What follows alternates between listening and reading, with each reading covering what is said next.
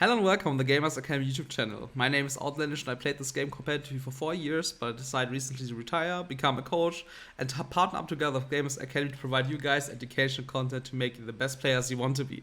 If you want to book with me or one of my colleagues individual coaching sessions, you can visit us on gamers-academy.com. You can find the homepage in the description below. On top of that, you can use this code to save 10% on your first booked coaching session. Today we will talk about 3 new junglers you might not know about that are really strong currently in solo queue in a competitive environment. I will show you these 3 picks and what runes you need to take to succeed in solo queue.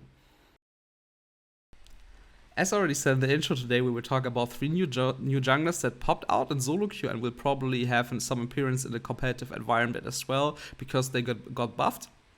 And the first champion we'll talk about is Mordekaiser. For me, something really nice because it's one of my most favorite champions. I played him in the past years as well. And he was once already meta in the jungle when the tank jungle meta was really popular and Mordekaiser is really strong against that. So we have kind of the same scenario again. He got buffed. In the patch notes, if you remember the patch rundown, we talked about his movement speed buff. And the movement speed buff is always a really good stat for junglers because they can rotate faster between their camps and they have a better gank setup. In this case, on his passive, if he, for example, stacks the passive on the scuttle, he can gank faster to lanes, and he's really strong skirmisher as well, so it's only a logic consequence that he's now playable in jungle.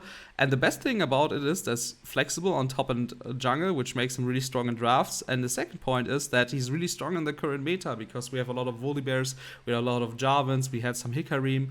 Hikarim is getting buffed in the next patch again, so a lot of tanks are currently played into jungle, and Mordekaiser was always the best pick on top lane, a niche pick into tank top laners to completely counter them because he has a lot of percentage damage and he can isolate tanks really well in team fights. And on the other hand, Mordekaiser is really good against all-in champions, which not necessarily need to be tanks. For example, something like Diana is really weak against Mordekaiser because he can just ultimate her and just deny her in the complete team fight. That's why I think Mordekaiser will pop out in this patch as a really strong jungler. I wouldn't say that he's an S tier jungler, but I would say he's really strong and has kind of the same function as Udyr. He takes most of the time Ghost. He's really annoying in team fights and can decide his team fights by just isolating people with his ultimate, and is especially really good into all-in champions and tanks. The second champion we're talking about is Wukong, a champion that was mostly played around top lane, especially in the competitive environment in the recent years. But he was already once played in jungle a few years ago, and now he's having his comeback, and that's because of the 12.7 patch, and they basically buffed every ability he has, especially for the jungle role, and I explain you why. His Q cooldown got reduced, which is really good because it's an auto attack reset for him, and an auto attack reset is always really good for your jungle efficiency and your jungle clear.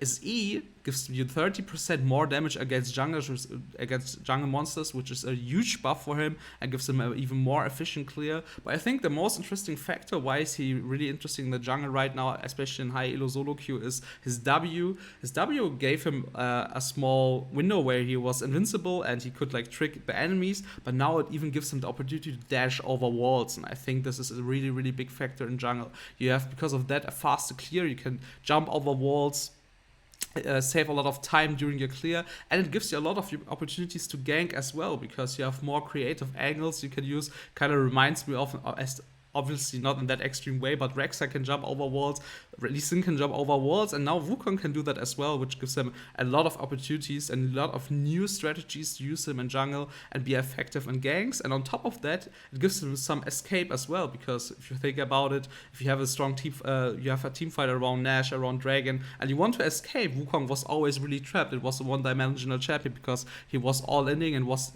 really into the team fight. He had no abilities to jump over the wall, only if he has the angle to E someone and jump over the wall, but it was really difficult for him to escape. But now he has his W to have just a lot of more new opportunities to use him, not only for ganking, for escaping, and this is why it makes him a really strong jungler in the current meta.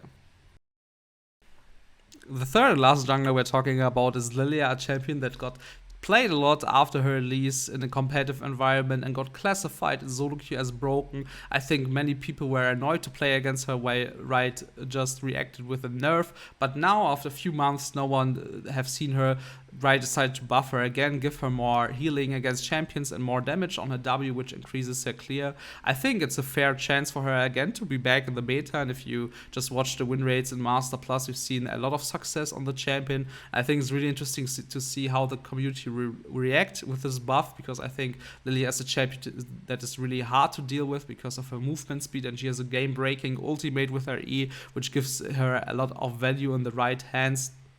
I think for me it's just a champion that's really comparable to Mordekaiser, because Mordekaiser was always a champion that was really a good niche pick into tanks on top lane, now in jungle as well, and it's just the same logic is the same for Lillia as well. We have a lot of tanks in the current jungle meta. We have Jarvans, we have Woolly Bears in EO Master over and over again, and Lillia is really strong against these champions because she's just out-kiting them. She has percentage damage in her kit, and she's really annoying in these fights.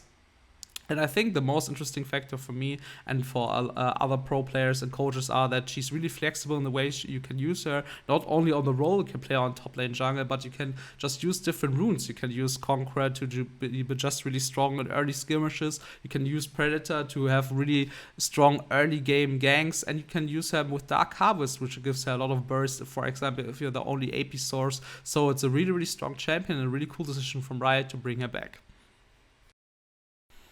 Thanks for watching this episode of 3 new junglers that are currently really strong in solo queue. We would appreciate if you like, subscribe and activate the bell on our channel, or leave us a comment, some feedback about the content we are creating, or we can discuss about the new junglers that are coming up with the new patches.